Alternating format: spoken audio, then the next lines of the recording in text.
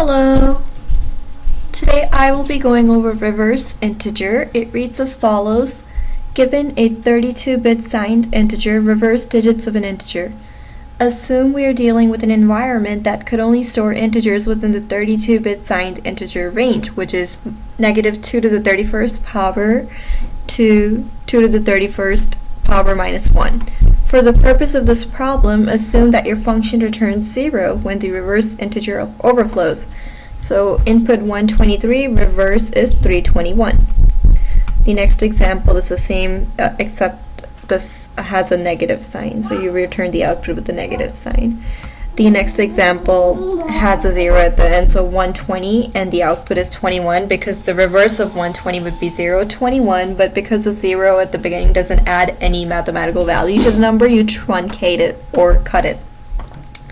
And x equals to 0, so the reverse of it is 0, and for that matter, any single digit, the reverse of it would be itself. So the reverse of 8 would be 8, 4, the reverse of it would be 4, and so on. With that being said, let me demonstrate how I would approach this problem. So I have an input, and this is the expected output. Input 123, and the reverse of it would be 321. So we're going to perform two steps, and we'll do it in this sequence. In that we're going to take care of the overflow before we compute our reverse number, because it's important that we check that the computation that we do to reverse the number does not exceed our integer range, that is 32-bit integer range. So speaking of it, I have here my basic logic is that I'm going to put an if condition where if reverse is more than maximum positive or the reverse computation is less than maximum negative, I would immediately return a 0. So that is my first step, which must be prior to my second step, which is computing the second step to reverse the number. So I've drawn a little table here just to kind of explain how the program would look like when it starts reversing the number. So my computation starts with the reverse variable, which is initially set to 0. So the computation is as such: reverse times 10 plus x modulus 10. Modulus is nothing but a remainder. It gives a remainder of a number when we have the modulus by 10. So let's start. So this program runs with the condition that if x does not equal to 0, the program keeps running. Once it does equal 0, the program ends. So let's see how this unfolds. So input is 123, so starting out input would be, x would be 123. So because we're starting with the reverse, which is initially 0 as I had mentioned, 0 times 10 is 0 plus 123 modulus 10 gives a 3. So there you have it, the first reversed integer from 123. So then we would divide the 123 by 10 to get a value of 12.3. Next, using parseInt help, we round down the decimal to the nearest integer, which is 12. Okay, so now what happened is we went from x equals 123 to now x equals to 12 at the end of the first iteration. So when x equals to 12, which is the second iteration of the program, you would have a 32 following the same computational formula. I just haven't written it out again.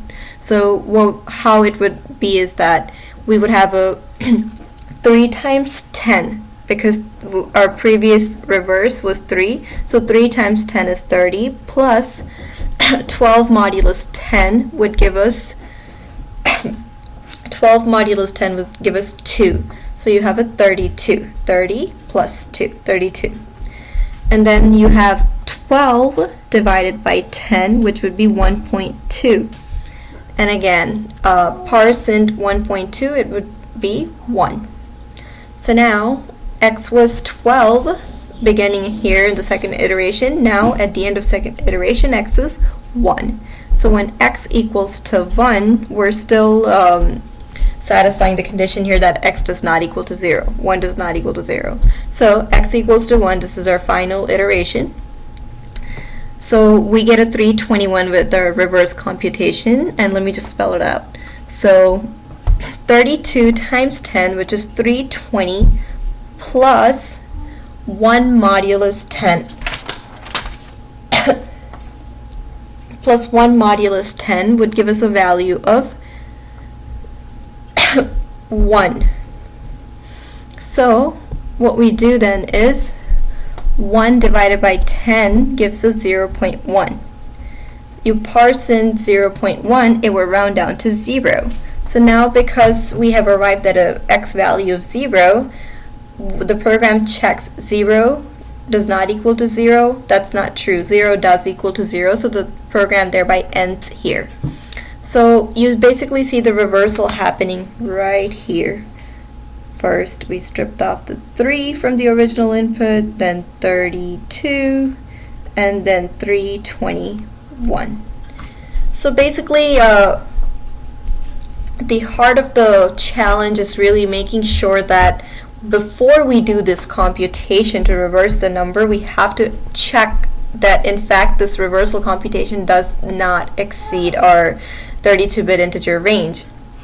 And I just want to mention the 32-bit range is basically hard-coded as 2,147,483,648 for negative, and same number minus 1 for the positive.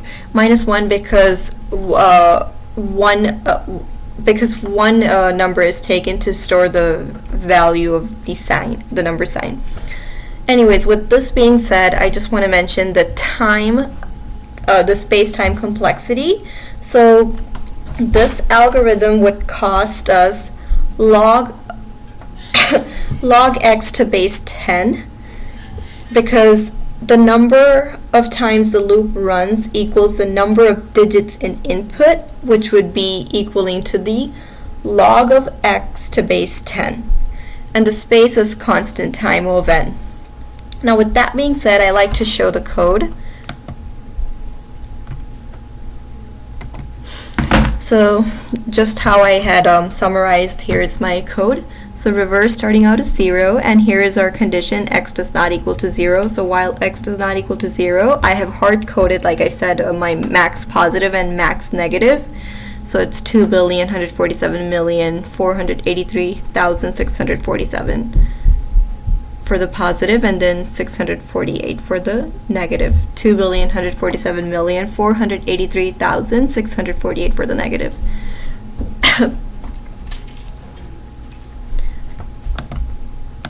So I have the code here, which is basically the explanation that I had given in my demo, which is that reverse starts with 0, and while loop runs while x is less than or equal to 0, and the max, positive, negative, which are basically my 32-bit signed integer range. I have hard-coded these two values. You can also use a variable like max integer value, which is a helper function, or you can also just declare a variable to equate to 2 power 31 minus 1 to 2 power to minus 2 power 31 to equal the same values. But I've just decided to use physical numbers. So basically that's what the range is, and if you notice here, this computation minus x modulus 10 divided by 10, it's basically the exact opposite of the reverse computation. Reverse times 10 plus x modulus 10. So really it's just making sure that while I'm reversing the number, the actual reverse value does not surpass my integer range. That's all that it's doing, and in case it happens to surpass it, we return a 0.